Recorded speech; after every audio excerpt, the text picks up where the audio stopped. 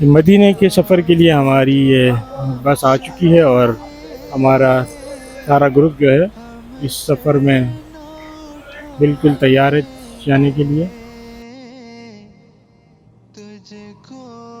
یہ ہمارے مکہ کے ہوٹل کا مکمل ویو ہے جو کہ بالکل مین روڈ پر اور مکہ سے زیادہ دور نہیں ہے۔ بس جیسے شٹل سروس چل رہے ہیں تو یہ 5 منٹ میں ہمیں مکہ پہنچا دیتے ہیں، ہر وقت اویلیبل ہوتے ہیں، سوائے نمازوں کے کچھ اوقات میں یہ بند ہوتے ہیں۔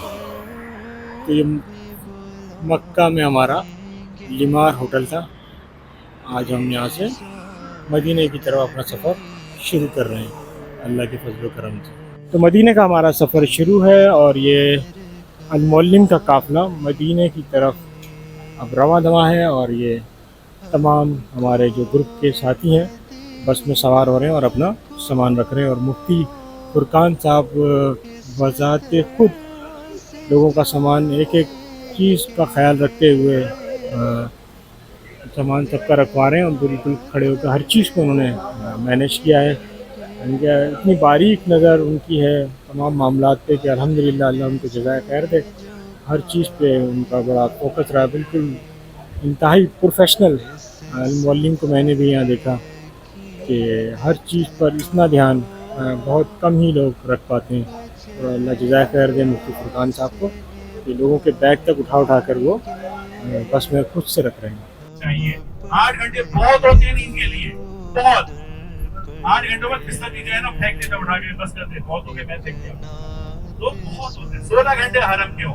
اور تیسرا یہ کہ بھائی کچھ نہ کچھ صدقہ خیرات کرتے رہو، کچھ نہ کچھ ریال جو ہے یہاں پر صدقہ خیرات کرتے رہے، 2 ریال 3 ریال 5 ریال 1 ریال کچھ نہ کچھ دیتے رہو، ساتھیوں کا اکرام کرو۔ بھائی یہ بھی اللہ تعالیٰ کے مہمان ہیں، یہ سب میں آیا ہوں، میں پروردگار کے مہمان ہوں، آپ آئے ہو، آپ سب مہمان ہو پروردگار کے، تو ہم ایک دوسرے کا اکرام بھی کریں کہ اللہ کے مہمان کا اکرام کرو گے تو اللہ تعالیٰ خوش ہوگا۔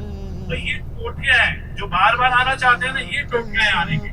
دیکھیں ایک اور مثال بتاؤں گا، ابھی چونکہ ہمارے یہاں بخار چڑھ جاتا ہے کرکٹ کا، ہر بندہ دیکھ شرمندہ بدل لرزیدہ لرزیدہ،